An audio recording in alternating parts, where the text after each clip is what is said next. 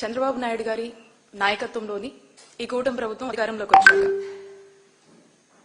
రాష్ట్రంలోని ఈ welfare hostels పరిస్థితి ఎంత దారుణంగా అధ్వానంగా ఉందో ఇప్పటికే మనం చూస్తూ వచ్చాం.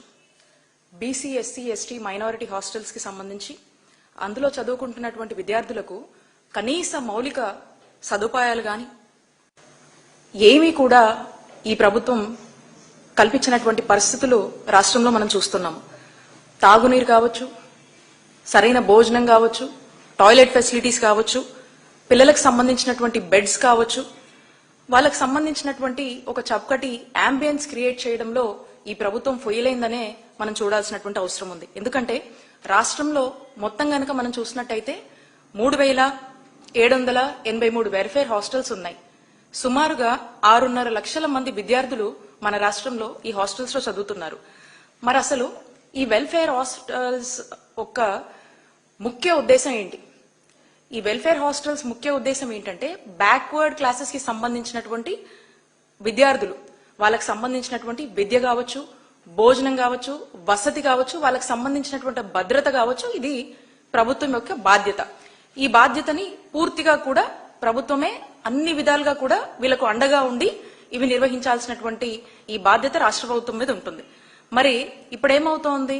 ఈ కూటమి ప్రభుత్వం వచ్చాక ఈ మంచి చేయాల్సినటువంటి ఈ ప్రభుత్వం ఈ విద్యార్థులని వంచేస్తోంది, వారి హక్కులను కాలరాస్తుంది, వారి యొక్క ఇబ్బందులను వారి తలరాతులకే వదిలేస్తున్నటువంటి పరిస్థితులు ఈరోజు రాష్ట్రంలో నెలకొన్నాయి. విద్యే ఆయుధంగా మరి ఎదగాల్సినటువంటి విద్యార్థులు మనం చూసినట్టయితే రాష్ట్రంలో ఈ ప్రభుత్వ నిర్లక్ష్యానికి, ఈ కూటమి ప్రభుత్వం వచ్చాక వాళ్ళకు సంబంధించినటువంటి అన్ని విషయాల్లో పూర్తిగా ఆకలితో ఏ విధంగా అలమటిస్తున్నారో చూస్తున్నాము. అన్హైజీనిక్ కండిషన్స్ లో ఏ విధంగా ఇబ్బంది పడుతూ అనారోగ్య పాలై ఏ విధంగా హాస్పిటలైజ్ అవుతున్నారో మనం చూస్తూ వస్తున్నాము. అలాగే అన్ఫార్చునేట్లీ కొంతమంది చనిపోవడం కూడా మనం ఈ రాష్ట్రంలో కూటమి ప్రభుత్వం వచ్చాక చూస్తా ఉన్నాం. ఎంత బాధాకరం ఈ యొక్క పరిస్థితి. మరి నేను ఈ కూటమి ప్రభుత్వాన్ని, చంద్రబాబు నాయుడు గారిని ప్రశ్నిస్తున్నాను, ఇది పాలనా వైఫల్యం కాదా? ఇది ప్రభుత్వ వైఫల్యం కాదా? ఇది ప్రభుత్వ నిర్లక్ష్యం కాదా అని చంద్రబాబు నాయుడు గారిని నేను ప్రశ్నిస్తున్నాను. ఈ గత 19 నెలలుగా మనం చూస్తా ఉన్నాము, ఈ ప్రభుత్వం ఏర్పడిన దగ్గర నుంచి రాష్ట్ర వ్యాప్తంగా కూడా ఈ వెల్ఫేర్ హాస్టల్స్ లో విద్యార్థులు కంటిన్యూస్ గా కూడా సిక్ అవుతూనే వస్తున్నారు. ఏదో విధంగా సిక్ అవుతా ఉన్నారు. ఫుడ్ పాయిజనింగ్ అని, వైరల్ అండ్ మలేరియా ఫీవర్స్ అని చెప్పేసి, అలాగే ఏదైతే ఈ స్టేల్ ఫుడ్స్ తీసుకొస్తారు, చౌకగా ఎక్కడ దొరుకుతాయో తక్కువ రేట్ కి దొరికేవి గానీ, ఎప్పటి నుంచో పెట్టేస్తున్నటువంటి ఫుడ్స్ గానీ తెచ్చేసి వీళ్ళకి ఇవ్వటము.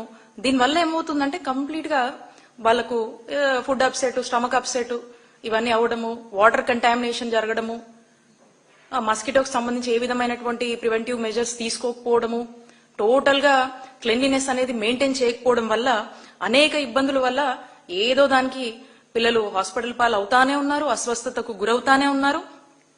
అనేక ఘటనలు మనం చూస్తానే ఉన్నాం, వింటూనే ఉన్నాం. ఇప్పుడు మనం చూసినట్టయితే ఈ 19 నెలల్లో తిరుపతి జిల్లాలో కలుషిత ఆహారంతో ఒక 139 మంది గురుకుల విద్యార్థులు అస్వస్థతకు గురయ్యారు.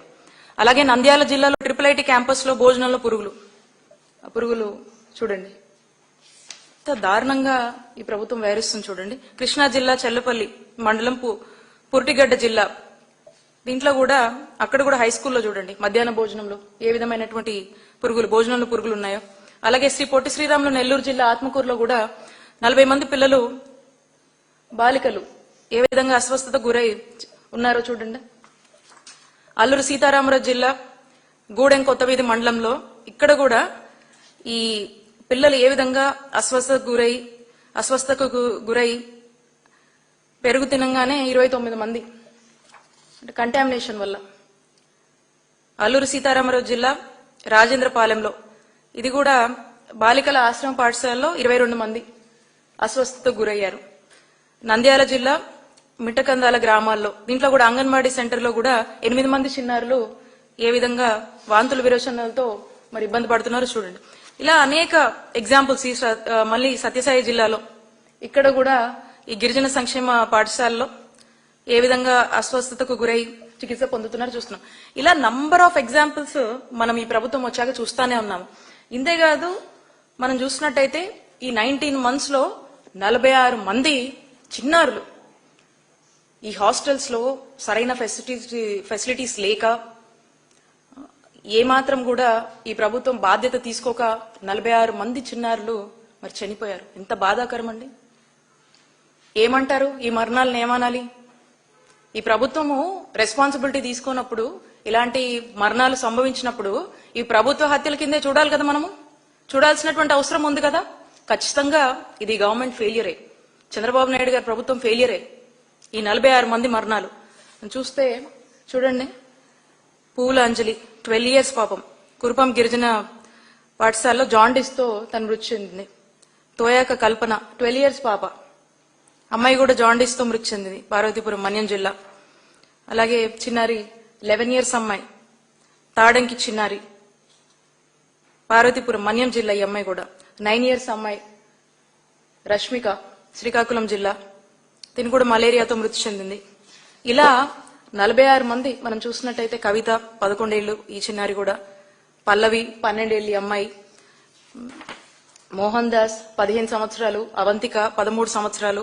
వీళ్ళంతా కూడా ఏదో ఒక జ్వరంతోనో, ఫుడ్ ఇన్ఫెక్షన్, వాటర్ కంటామినేషన్, ఈ అన్ని కారణాల వల్ల వీళ్ళంతా కూడా చనిపోయారు. మరి లిస్టు కూడా ఉంది.